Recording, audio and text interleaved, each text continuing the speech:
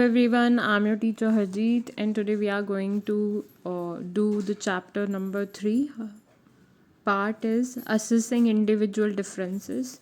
What is the meaning of assessing here? Assessing का मतलब होता है evaluate करना, estimate निकालना किसी के भी nature का, उसकी abilities का.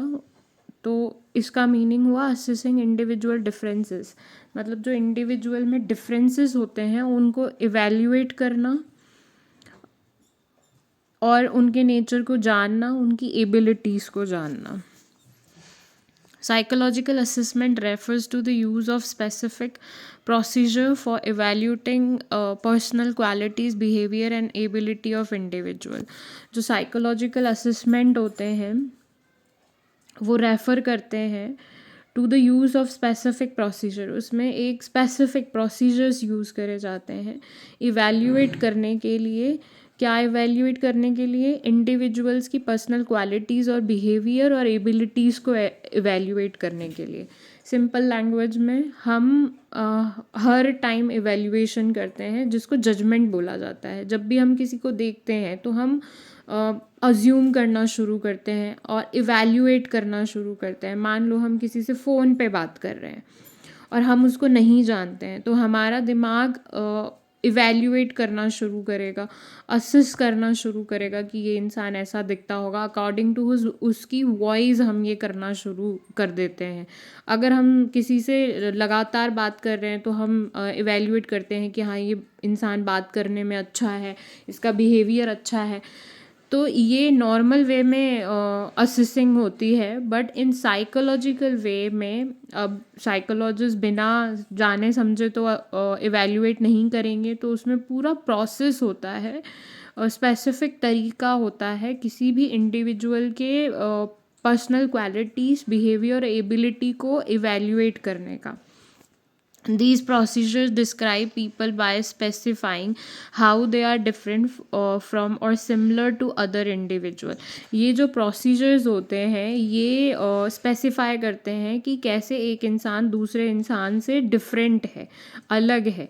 तो एक एग्ज़ाम्पल मैं यहाँ पे आपको देना चाहूँगी. जैसे कोई भी इंसान जॉब लेने के लिए जाता है तो इंटरव्यूअर क्या करता है? इंटरव्यू लेता है और जिस तरीके के उसके पास असेसमेंट्स होते हैं, क्वेश्चंस होते हैं, और जैसे वो एम्प्लॉई या इंटरव्यूई आंसर करता है उससे इंटरव्यू लेने वाला हिसाब लगाता है या दिमाग लगाता है, असिस्ट करता है बेसिकली कि कैसे एक इंसान दूसरे इंसान से बिल्कुल अलग है.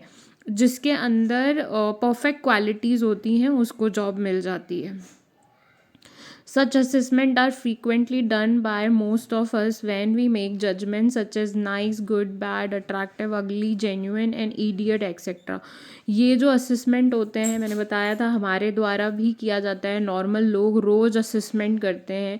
जब भी हम इवन दो हम रास्ते में किसी इंसान को देखते हैं तो हम बोलते हैं अरे कितना सुंदर है, अरे कितना बदसूरत है, कितना अट्रैक्टिव है, कितना अगली है, इसका बिहेवियर कितना अच्छा है, अरे ये तो बिल्कुल नेगेटिव बिहेवियर है, ये इंसान बिल्कुल इडियट है, ये कितना जेन्युइन पर्सन है. तो ये हमारे जजमेंट्स होते हैं जो हम दूसरे इंसान के लिए देते हैं और पास करते हैं, असिस्ट करते हैं basically. Such judgement can be erroneous many time. और ये जजमेंट जो होते हैं वो गलत हो सकते हैं, इरोनियस हो सकते हैं, इनमें एरर्स हो सकते हैं. कि मान लो हमने फ़ोन पे किसी इंसान से बात किया और बात करते टाइम हमें लगा कि अरे ये इंसान कितना जेन्युइन है, कितना अच्छा है, बात करने की कितनी मैनर्स है. लेकिन जब हम रियलिटी में उस इंसान को देखते हैं या फिर रियल में उसके एक्शंस को देखते हैं देन वी रियलाइज़ कि जिसको हम अच्छा समझ रहे थे वो एक्चुअली में अच्छा है ही नहीं. सिमिलरली जिसको हम बुरा समझ रहे थे, घमंडी समझ रहे थे, अगली समझ रहे थे, उसको हमने रियलिटी में देखा तो वो कुछ और निकला. तो जो हमारे असेसमेंट होते हैं चीज़ों के लिए या लोगों के लिए वो कई बार गलत निकलते हैं, वो साइंटिफिक नहीं होते क्योंकि हमें साइंटिफिक प्रोसेस नहीं पता होता है कि ये असेसमेंट करने कैसे हैं. Scientific psychology try to systemize these procedures so that assessment can be made with minimum error and maximum accuracy. क्योंकि साइकोलॉजी में जो ये असेसमेंट किए जाते हैं, इवैल्यूएट किया जाता है लोगों की पर्सनालिटी को, वो सिस्टमाइज तरीके से किया जाता है। और जब ये सिस्टमाइज तरीके से किया जाता है, पूरे एक सिस्टम से किया जाता है, तो ये ध्यान रखा जाता है कि जिस भी तरीके से असेस किया जाए उसमें मिनिमम एरर हो, बहुत ही कम एरर हो और मैक्सिमम एक्यूरेसी हो। इसीलिए आपने देखा होगा जब इंटरव्यू में इंटरव्यू लिया जाता है तो इंटरव्यूअर परफेक्ट कैंडिडेट को चुनता है। क्यों? क्योंकि उसमें मिनिमम एरर होते हैं और मैक्सिमम एक्यूरेसी होती है। क्योंकि मान लो कोई भी एम्प्लॉय चुना जा रहा है किसी भी कंपनी के लिए, अगर आप किसी गलत एम्प्लॉय को चुन लेते हो या किसी गलत एम्प्लॉय को अपॉइंट कर लेते हो तो उस कंपनी से पैसा भी जाएगा और काम भी नहीं होगा। इसीलिए एचआर को हायर किया जाता है, जिन्होंने ह्यूमन रिसोर्सेज के ऊपर पढ़ाई की हुई होती है। वो एचआर अलग अलग तरीके के क्वेश्चंस पूछता है, टेस्ट भी लेता है और टेस्ट के अकॉर्डिंग एम्प्लॉय को कंपनी में रखा जाता है, ऐसे ही नहीं रखा जाता है। मैं यहाँ पे सिंपल सा एग्जांपल दे रही हूँ ताकि आपको इजीली समझ में आ जाए। There are many more example जो आप सर्च कर सकते हो और देख सकते हो। Psychologist have developed test to assess these characteristics. जो साइकोलॉजिस्ट थे उन्होंने डिफरेंट टेस्ट को डेवलप किया इन कैरेक्टरिस्टिक्स को देखने के लिए। मान लो सेम हम एम्प्लॉय का एग्जांपल लेते हैं कि किसी भी कंपनी में किस तरीके के एम्प्लॉयज़ को रखा जाए, तो उसके लिए किसी भी एम्प्लॉय को अपॉइंट नहीं कर दिया जाता है। तो इस तरीके से कुछ टेस्ट डेवलप किए गए उनके कैरेक्टरिस्टिक्स को देखने के लिए, उनके बिहेवियर को देखने के लिए कि इनके अंदर लीडरशिप क्वालिटीज़ हैं या नहीं है, डिसीजन मेकिंग क्वालिटीज़ हैं या नहीं है, कितने घंटे इंसान काम कर सकता है, हेल्दी है या नहीं है, माइंडसेट कैसा है इस इंसान का। तो ये सारी चीज़ें टेस्ट के थ्रू पहले अगर जो ह्यूमन बीइंग होते हैं वो फिर भी बायस हो सकते हैं, लेकिन जो टेस्ट होते हैं वो बायस नहीं हो सकते हैं। तो आजकल डिफरेंट टेस्ट अवेलेबल हैं जिनके थ्रू इंसान की कैरेक्टरिस्टिक्स को जाना जा सकता है।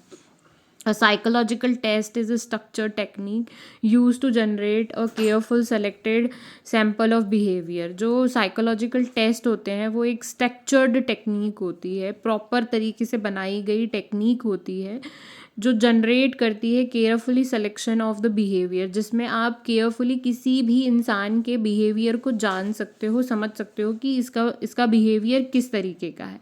इसका एक एग्जाम्पल हम ले सकते हैं कि जिस तरीके के क्वेश्चंस इंटरव्यूअर पूछता है इंटरव्यू के टाइम पे, वो भी स्ट्रक्चर्ड तरीका होता है इंटरव्यू लेने का।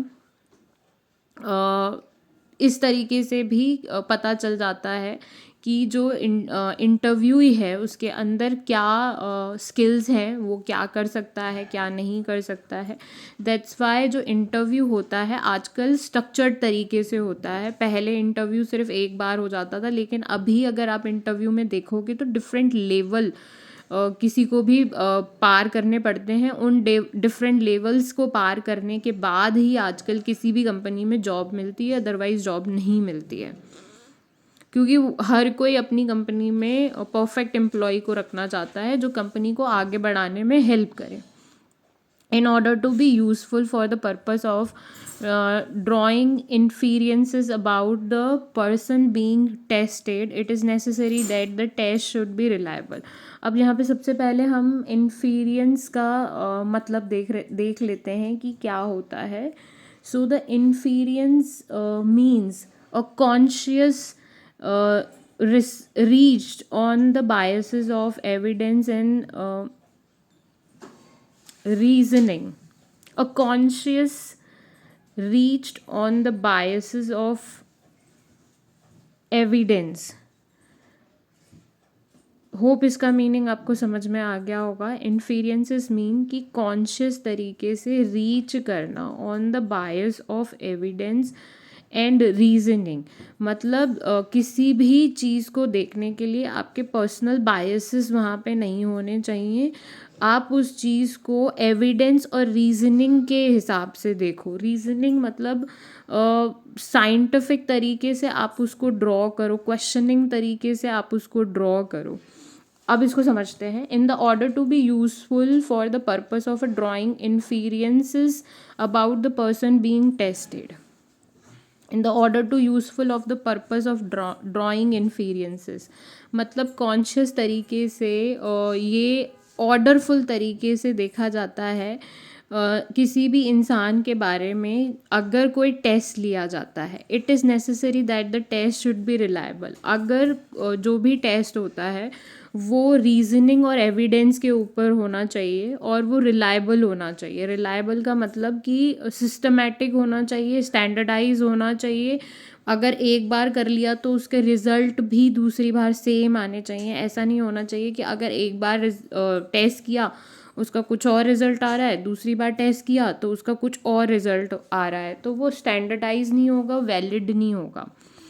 तो जो भी टेस्ट लिया जाता है उसका पर्पस क्या होता है? ड्राइंग इन्फीरियंसेस, मीनिंग कि कोई भी बायसेस उसके अंदर नहीं होने चाहिए, कोई भी चीज़ एविडेंस और रीजनिंग के ऊपर होनी चाहिए.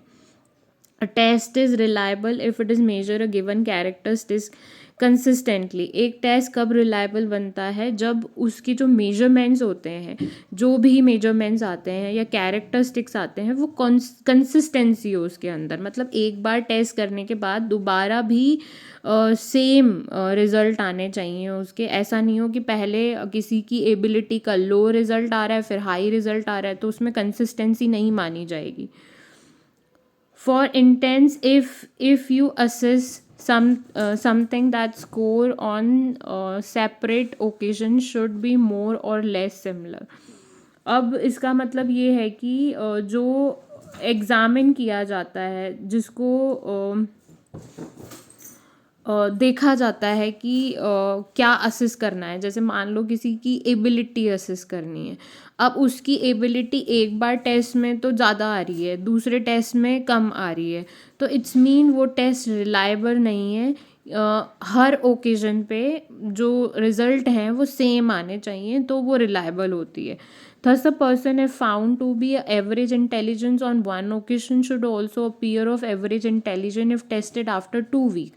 मतलब मान लो कि कोई टेस्ट किया गया जो रिलेट करता है इंटेलिजेंस के ऊपर, तो अगर एक टेस्ट में जो इंटेलिजेंस है वो एवरेज आ रही है, तो सेम टेस्ट को अगर दूसरे वीक में किया जाए तो इंटेलिजेंस एवरेज ही आनी चाहिए, अबव या लो नहीं जानी चाहिए, तो वो टेस्ट प्रॉपर माना जाता है. If a test tells you different values while assessing the objects on 2 occasions, then it will be called unreliable. अगर 2 occasions में जो measurements हैं या assessment है, evaluation है, जब हमने टेस्ट को evaluate किया तो जो उसके scores हैं वो अगर different आ रहे हैं तो वो टेस्ट पूरा unreliable माना जाएगा.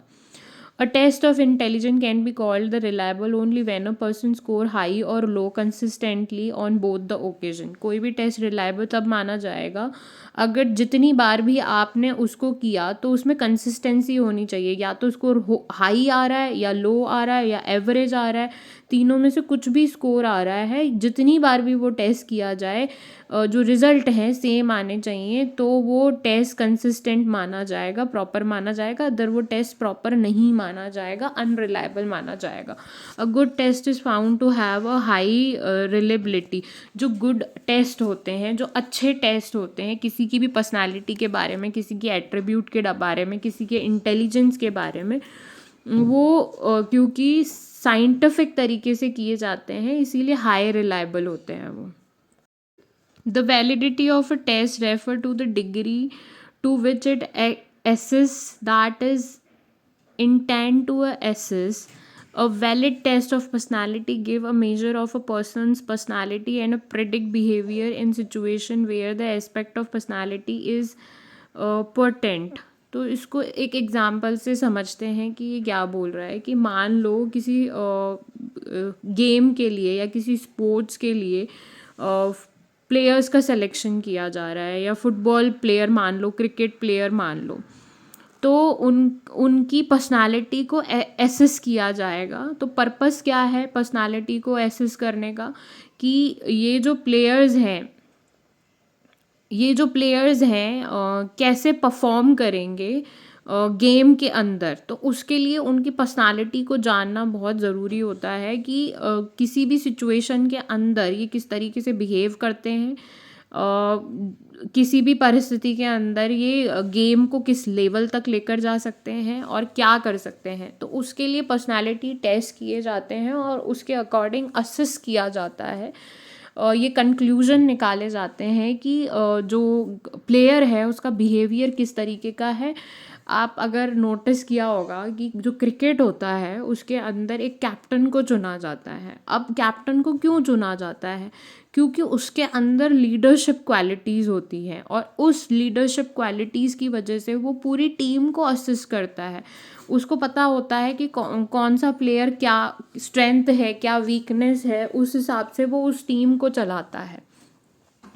तो पर्सनालिटी टेस्ट भी हमको ये मेजरमेंट देते हैं, हमको ये सारी चीज़ें पता चलती हैं उन मेजरमेंट से कि ये इंसान क्या कर सकता है, क्या नहीं कर सकता है। ये इंसान को बॉलिंग करनी चाहिए, इस प्लेयर को बॉलिंग करनी चाहिए या बैटिंग करनी चाहिए, इसको पहले जाना चाहिए या ओपनिंग देनी चाहिए इसको, या इसको बाद में भेजना चाहिए। तो एक जो लीडर होता है उसके अंदर प्रेडिक्ट करने की क्वालिटी होती है।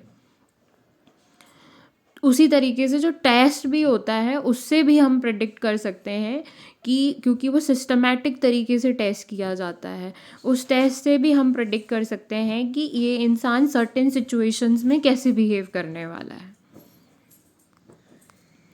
Finally, in order to be useful, and assessment tools should be standardized. जिस तरीके के assessment tool यूज़ किए जाते हैं वो standardize होते हैं, systematic, standardize हम बोल सकते हैं, systematic होते हैं। जैसे आप मान लो हम कोई भी काम करते हैं, वो हम अगर सिस्टमेटिक तरीके से नहीं करते हैं तो हम प्रिडिक्ट नहीं कर सकते हैं कि क्या होगा क्या नहीं होगा।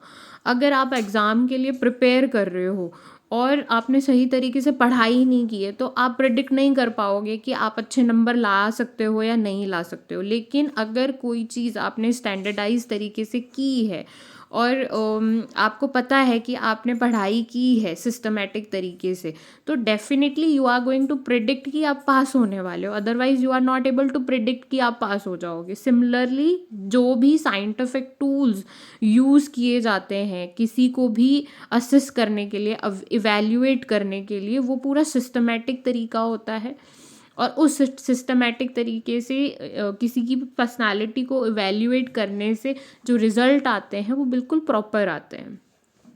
Standardization involves establishing the procedure of administration of a test to all person in the same way under the same condition.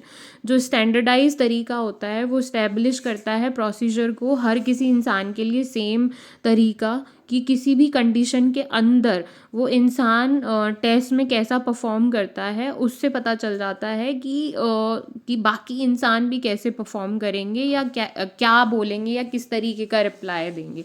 तो वहाँ से इवैल्यूएशन अपने आप स्टार्ट हो जाती है। जैसे इंटरव्यू का एग्ज़ाम लेते हैं, जैसे क्वेश्चनेयर सेट किया जाता है कि अगर इस क्वेश्चन का रिप्लाई कोई भी इंटरव्यूई कैसे देता है, किस स्टैंडर्ड का देता है वो आंसर, तो इंटरव्यू लेने वाले को पता चल जाता है कि वो इंसान किस कैटेगरी में आता है, एवरेज, लो या बिल्कुल ही लो कैटेगरी के अंदर आता है। तो वो फटाफट इवैल्यूएट कर लेते हैं कि ये इंसान कंपनी के लिए अच्छा है या नहीं अच्छा है। बेसिकली ये काम एचआर का होता है कंपनी के अंदर, तो वो उसको इवैल्यूएट करके 2 मिनट में बता देते हैं कि ये इंसान नहीं चलेगा या ये इंसान। और कन्फ्यूजन कहाँ आती है? जब आपके पास हाई स्टैंडर्ड वाले एम्प्लॉयज़ का आप इंटरव्यू लेते हो, इंटरव्यूई का लेते हो, तो उनको सिलेक्शन में फिर टाइम लगता है कि ये भी अच्छा है, ये भी अच्छा है, ये भी अच्छा है। वहाँ पर भी वो साइकोलॉजिकल तरीके से इवैल्यूएट करते हैं दोबारा कि किसके अंदर प्रॉब्लम सॉल्विंग है, किसके अंदर डिसीजन मेकिंग ज़्यादा अच्छी है, कौन कंपनी को या फिर टीम को लीड कर सकता है। तो ये सारे एस्पेक्ट्स देखे जाते हैं किसी भी जगह पर काम करने के लिए। It's also involve establishing group norms so that an individual score can be compared with those of other in a defined group.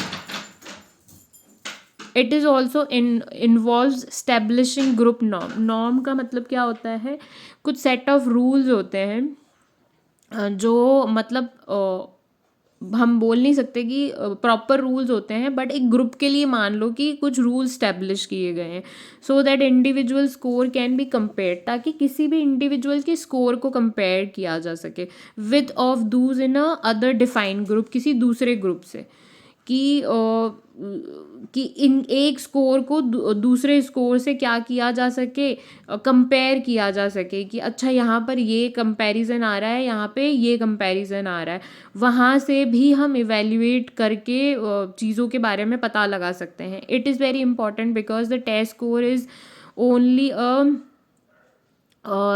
relative score. It doesn't provide an absolute value as found in the physical measurement. अब यहाँ पे एक थोड़ा सा issue क्या होता है कि कंपेयर करना भी ज़रूरी होता है। जैसे मैंने आपको एग्जांपल दिया कि जैसे पहले तो इंटरव्यू लेने वाला इंटरव्यू लेता है, इंटरव्यू लेने के बाद वो क्या करता है, उन लोगों को छांट लेता है जिनमें एबिलिटी होती है। अब मान लो जिनमें एबिलिटी है 50 में से उन्होंने 10 को छांटा, अब इन 10 में से भी उनको 5 को चुनना है, तो वो उस चीज़ों को इवैल्यूएट करेंगे दूसरे ग्रुप से जब उन्होंने दूसरे इंटरव्यू लिए होंगे, क्योंकि यहाँ पे कुछ ग्रुप नॉर्म्स होते हैं कि अच्छा यहाँ पर हमने जब एम्प्लॉयज़ को सेलेक्ट किया था तो हमारा जो सिलेक्शन था ना वो अच्छा था, क्योंकि हमने इस बेसिस पर उनको सेलेक्ट किया था। तो दूसरे ग्रुप से उनको कंपेयर किया जाएगा, और जब वो कंपैरिजन में सही बैठेगा वो इंसान, उसको चुन लिया जाएगा कंपनी के लिए।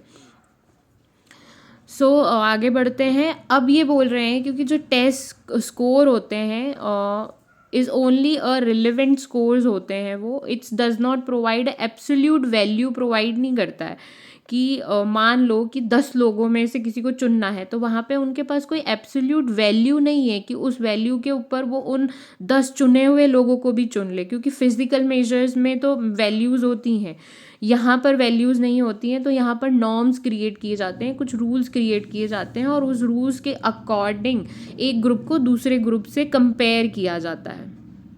Standardisation ensure uniformity and objectivity in administration and makes the result interpretable. अब जो सिस्टमेटिक तरीका होता है उसमें एक यूनिफॉर्मिटी यानी कंसिस्टेंसी होती है।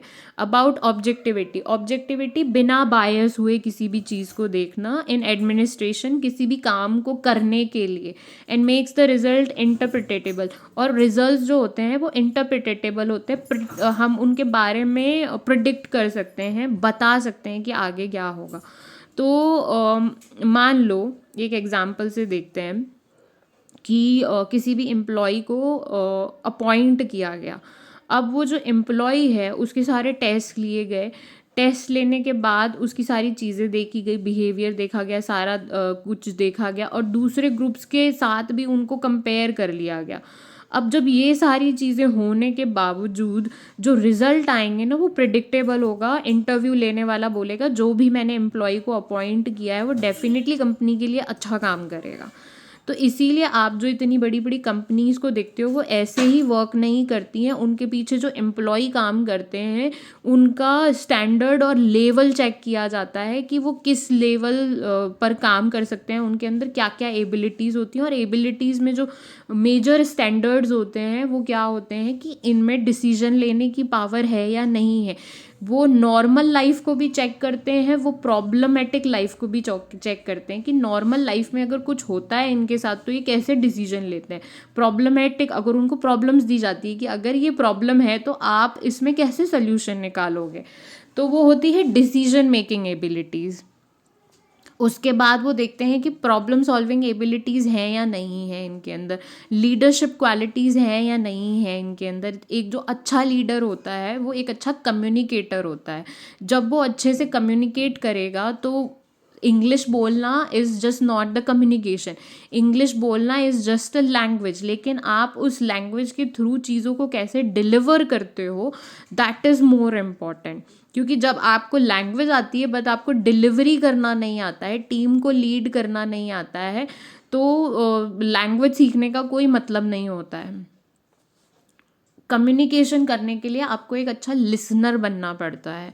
जब आप एक अच्छे लिसनर होते हो तो आप अच्छे तरीके से कम्युनिकेट कर सकते हो। तो कम्युनिकेशंस के भी डिफरेंट फैक्टर्स होते हैं। तो ये सारी एबिलिटीज़ चेक करी जाती हैं किसी भी एम्प्लॉय के अंदर, जो एचआर द्वारा चेक की जाती हैं, और वो डिफरेंट टेस्ट को यूज़ करता है। और वो रिलेवेंट होता है क्योंकि एचआर प्रिडिक्ट कर पाता है कि क्योंकि एम्प्लॉय को सारे स्टैंडर्ड्स पर देखा गया है, इंटेलिजेंस क्या है, एबिलिटीज़ क्या है, सारे टेस्ट से जब वो पार हो जाता है तब उसको एक एम्प्लॉय बनाया जाता है किसी भी कंपनी में। Now you are hope able to understand कि इतनी सक्सेसफुल कंपनीज कैसे अपने एम्प्लॉयज़ को चुनती हैं। Psychologist have develop test to measure different human characteristics. Psychologist जो होते हैं उन्होंने डिफरेंट, अभी आपने फर्स्ट चैप्टर में इतने सारे साइकोलॉजिस्ट के बारे में पढ़ा, कार्ल रॉजर्स के बारे में पढ़ा, हमने सिगमुंड फ्रॉइड के बारे में पढ़ा, उन्होंने इतनी सारी अप्रोचेस हमको दी हैं। अब इन अप्रोचेस के साथ साथ उन्होंने टेस्ट भी डेवलप किए हैं, और बाद में जिन दूसरे साइकोलॉजिस्ट ने इनकी अप्रोचेस को पढ़ा उसके अकॉर्डिंग उन्होंने डिफरेंट टेस्ट को क्रिएट किया। अब जो ये टेस्ट होते हैं उनके थ्रू हम मेजर्स कर सकते हैं ह्यूमन की डिफरेंट कैरेक्टरिस्टिक्स को। अब यहाँ पे कैरेक्टरिस्टिक्स की जब बात आती है तो इसमें क्या आता है कैरेक्टरिस्टिक्स में, तो हम कहेंगे सिर्फ अकेडमिक नहीं आता है कि हाँ भाई कोई इंसान अकेडमिक में पास हो गया तो काम चल गया, तो काम नहीं चलता है। अगर आप 10th में अच्छा स्कोर करते हो, आगे जाके अच्छा स्कोर करते हो, लेकिन आपको डिसीजंस लेने नहीं आते हैं, आपके अंदर लीडरशिप क्वालिटीज़ नहीं है, तो आप एक कंपनी में या किसी भी जगह पर आप जॉब लेने जाओगे तो सिर्फ आपका अकेडमिक स्कोर नहीं देखा जाएगा, आपकी पूरी पर्सनैलिटी को देखा जाएगा। इवन दो अगर आप साइकोलॉजिस्ट भी बनना चाहते हो, आपको डिलीवर करना नहीं आता, आपको चीज़ें नहीं आती हैं, तो सिर्फ आपका अकेडमिक परफॉर्मेंस नहीं देखा जाएगा कि अकेडमी में इन्होंने कितना परफॉर्म किया है, कितने नंबर ये लेकर आए हैं, ये भी देखा जाएगा। किसी भी सिचुएशन में आप किस तरीके से एक्ट करते हो, रिएक्ट करते हो और चीज़ों को समझते हो, इवैल्यूएट करते हो कि लीडरशिप क्वालिटीज़ कितनी हैं आपके अंदर, डिसीजन मेकिंग क्वालिटीज़ कितनी हैं आपके अंदर, आप अच्छे लिसनर हो या नहीं हो, ये सारी चीज़ें इवैल्यूएट की जाती हैं टेस्ट के through. In schools we use achievement test which measure what people have learn. तो स्कूल में जो हम टेस्ट देते हैं उनको अचीवमेंट टेस्ट बोला जाता है कि आपने कुछ याद किया, याद करने के बाद आपने जाके टेस्ट दे दिया, रट्टा मार लिया वहाँ पे जाके, लेकिन वो रट्टा मारने के बाद आप भूल जाते हो, तो वो जो अचीवमेंट टेस्ट होता है वो इतना रिलायबल नहीं होता है, क्योंकि आपने रट्टा मारा, आपने याद किया और आपने वही जाके लिखा। लेकिन अगर आप उसको प्रॉपर तरीके से सीखते हो, उस अचीवमेंट टेस्ट को भी आप सारे कॉन्सेप्ट्स को समझते हो, पहले एक एक कॉन्सेप्ट को जानते हो, समझने की कोशिश करते हो एक एक कॉन्सेप्ट को, और उस कॉन्सेप्ट को रियल लाइफ में मेजर्स करते हो, तो वो चीज़ आपको अच्छे से समझ में आएगी कि आपको आगे क्या करना है। तो वो टेस्ट, वो अचीवमेंट टेस्ट भी रिलेवेंट होता है। एजुकेशन का मतलब ये नहीं होता है कतई भी कि आपने सिर्फ किसी भी चीज़ को पढ़ा, आपने जाके टेस्ट दे दिया, उस टेस्ट से मे बी आपको नंबर्स का अचीवमेंट हो जाएगा, लेकिन जब रियल लाइफ में उसको अप्लाई करने की बात आएगी तो आप उसको बिल्कुल भी अप्लाई नहीं कर पाओगे। तो जो भी चीज़ आप पढ़ रहे हो, समझ रहे हो, उसको रियल लाइफ में देखने की कोशिश करो। और साइकोलॉजी में तो ये बोला जाता है कि पूरी दुनिया ही आपकी लेबोरेटरी है, और इस पूरी दुनिया में आप जितनी चीज़ों को ऑब्जर्व करना शुरू करोगे, आपको लोग समझ में आ जाएंगे, उनकी पर्सनालिटी समझ में आ जाएगी। तो if you are learning psychology और आप बनना चाहते हो साइकोलॉजिस्ट, तो इस पूरी दुनिया को एक लेबोरेटरी के रूप में देखना शुरू करो। हर एक इंसान को जानने और समझने की कोशिश करो, अपने पर्सनल बायसेस को दूर रखो, और जब आप अपने पर्सनल बायसेस को दूर रख के सब्जेक्टिव ना होके ऑब्जेक्टिव होके दुनिया को देखोगे, तो आपको सारी चीज़ें यहीं पर नज़र आना शुरू हो जाएगी। सिमिलरली यहाँ पे आगे देखते हैं कि क्या लिखा हुआ है। Psychologist frequently use test of ability and personality. जो साइकोलॉजिस्ट होते हैं वो फ्रीक्वेंटली यूज़ करते हैं test of ability of personality. क्यों यूज़ करना पड़ता है उनको ये चीज़ें? सिंपल सी बात है, जो साइकोलॉजिस्ट होता है वो ह्यूमंस के साथ डील करता है। जब वो ह्यूमंस के साथ डील करता है तो सिंपली उनको उनकी एबिलिटी और पर्सनालिटी जानना ज़रूरी होता है, क्योंकि जब वो उनकी एबिलिटीज़ जानेगा, उनकी पर्सनालिटीज़ जानेगा, तभी तो वो उनकी प्रॉब्लम का सल्यूशन देगा। तो इसीलिए जो साइकोलॉजिस्ट होते हैं वो टेस्ट का यूज़ करते हैं। The test of ability tell what an individual can do when he or she in his best। जो टेस्ट ऑफ एबिलिटी होता है वो ये बताता है कि कोई भी इंडिविजुअल अपनी लाइफ में क्या बेस्ट कर सकता है।